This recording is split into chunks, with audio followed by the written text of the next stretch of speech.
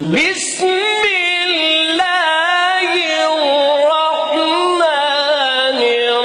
الرحیم۔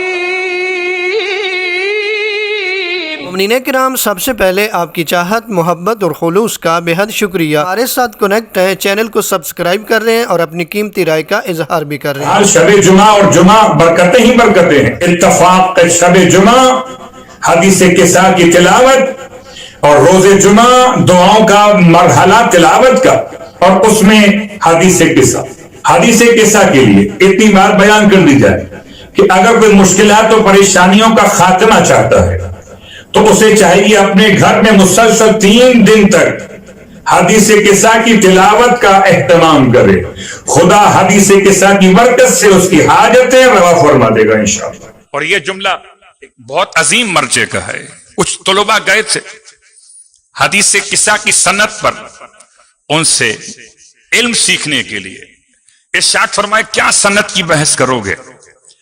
تم حدیث قصہ سے توسل اختیار کر لو، راستے خود بخود کھل جائیں گے۔ اور یہ جملہ کسی عام شخص کا نہیں ہے، آقا محمد تقی بہجت کا جملہ ہے۔ امام جعفر صادق علیہ السلام بیان فرماتے ہیں، جو شخص ہر شب جمعہ سورہ بنی اسرائیل کی تلاوت کرے تو وہ اس وقت تک نہیں مرے گا جب تک وہ حضرت قائم آل محمد علیہ السلام کے ظہور کو نہ دیکھ لے، اور ایسا شخص ان کے مددگاروں میں سے شمار ہوگا۔ مومنین، ہم اپنی محافل میں دعائے ظہور امام زمانہ پڑھتے ہیں، ہم نماز کے بعد دعائے ظہور امام زمانہ پڑھتے ہیں، ہم مجالس میں دعائے ظہور امام زمانہ پڑھتے ہیں، کیونکہ ہم چاہتے ہیں کہ ہماری زندگی میں امام کا ظہور ہو، ہماری خواہش ہے کہ ہم امام کا دیدار کر سکیں۔ تو کوشش کریں ہر شب جمعہ سورہ بنی اسرائیل کی تلاوت کیا کریں۔ امام فرما رہے ہیں کہ جو بھی ہر شب جمعہ سورہ بنی اسرائیل کی تلاوت کرے گا تو اسے اس وقت تک موت نہیں آئے گی جب تک وہ حضرت قائم آل محمد کے ظہور کو نہ دیکھ لے،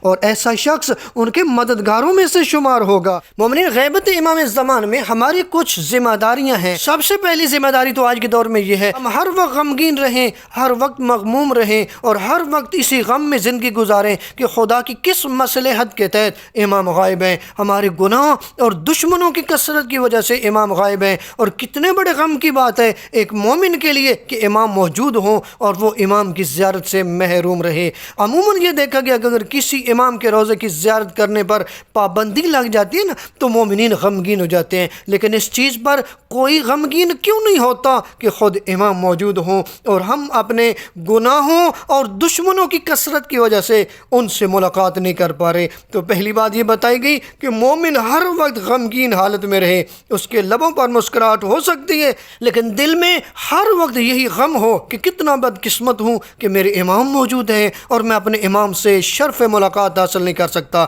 دوسری چیز جو ایک مومن کے لیے ضروری ہے وہ یہ ہے کہ خدا کی بارگاہ میں اپنے امام زمانہ کی سلامتی کی مسلسل دعا کرے۔ تیسری ذمہ داری یہ ہے کہ اگر خدا نے حیثیت دی ہے اور وہ حج کر کے آیا ہے اور اس کے بعد بھی اس کی حیثیت ہے تو یہ ذمہ داری ہے کہ وہ امام کی طرف سے مسلسل حج کراتا رہے، اور وہ ایک دور میں تو کثرت کے ساتھ مومنین کی عادت تھی کہ امام زمانہ کی جانب سے حج پر کسی آدمی کو بھیجا جائے، یا اگر خود جا رہا ہے اور اپنا واجب حج کر چکا ہے تو امام زمانہ کی نیابت میں امام کی جانب سے حج کو ادا کرے۔ چوتھی ذمہ داری یہ ہے جو آج کے مومن کی ہے وہ یہ ہے کہ امام زمانہ کے لیے مسلسل صدقہ دیتا رہے۔ اگر ہم اپنے لیے صدقہ دے رہے ہیں تو ہم سے زیادہ ہمارے نزدیک قابل احترام امام زمانہ ہیں، ان کے لیے صدقہ دینا اور زیادہ ضروری ہے۔ پانچویں ذمہ داری یہ ہے کہ ہم امام کی غیر موجودگی میں مسلسل امام کا انتظار کرتے رہیں۔ ایسا نہ ہو کہ امام کو نظر انداز کر کے بیٹھ جائیں، نہیں، مسلسل انتظار امام رہے، انتظار امام کی دعائیں لبوں پر ہوں۔ کوشش کریں، عظیم رات ہے، سورہ بنی اسرائیل کی تلاوت کریں۔ امام جعفر صادق علیہ السلام کا فرمان ہے،